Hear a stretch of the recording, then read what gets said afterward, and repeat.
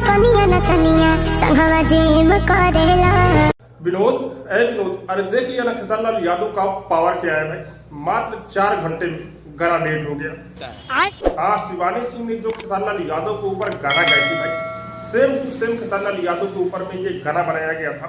और जो जिम वाला वीडियो था खेसारी लाल यादव और आकांक्षा पुरी का, उसी पर ये गाना बनाई थी भाई। और गाना रिलीज हो चुका था। अच्छा, खेसारी लाल यादव के विरोध में वीडियो बनाते हैं सभी लोग, इस गाने को सपोर्ट किए, लेकिन खेसारी लाल यादव चाल चलते हैं भाई। हाँ, मात्र 4 घंटे में गाना को डेट करना पड़ा शिवानी सिंह को, और शिवानी सिंह को ऐसा नहीं करना चाहिए था भाई। खेसारी लाल यादव के अस्तित्व को नीचा दिखाना, खेसारी लाल यादव को नीचा दिखाना, ये गलत बात है। शिवानी सिंह को भी पता है कि सबसे पहले गाना खेसारी लाल यादव अपने गाने में गवाए थे भाई। हाँ, लड़का ब्रांड वाला जो गाना आया था, शिवानी सिंह को पहले गाना खेसारी लाल यादव अपने गाने में गवाए हुए थे, लेकिन खेसारी लाल यादव के साथ में शिवानी सिंह ही गलत करने जा रही थी। सब क्या देखना पड़ रहा है। लेकिन खेसारी लाल यादव कोई छोटा मोटा आदमी नहीं है, आप लोग को पता ही है कि ब्रांड है भाई। हाँ, खेसारी लाल यादव के अस्तित्व के ऊपर कोई गाना गा दे और वो चुप हो जाए, ऐसा नहीं हो सकता है। ठीक है। और हाँ, जिस गाने का नाम शिवानी सिंह रखे थी नचनिए संजय जी, गाना रिलीज हो चुका था, लेकिन खेसारी लाल यादव अपना पावर दिखाई दिए। मजा आया।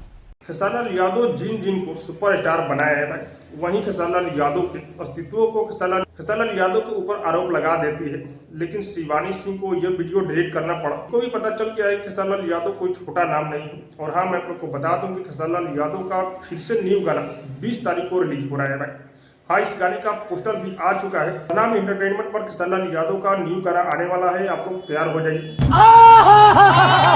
और हाँ, किसी को अपना औकात नहीं भूलना चाहिए। शिवानी सिंह अपना औकात भूल गई थी, इसीलिए खेसारी लाल यादव के ऊपर में गाना गाई थी भाई। लेकिन शिवानी सिंह से लोग यही उम्मीद लगा रहे हैं कि फिर से इस गाने को पब्लिश नहीं करें, क्योंकि खेसारी लाल यादव ब्रांड है।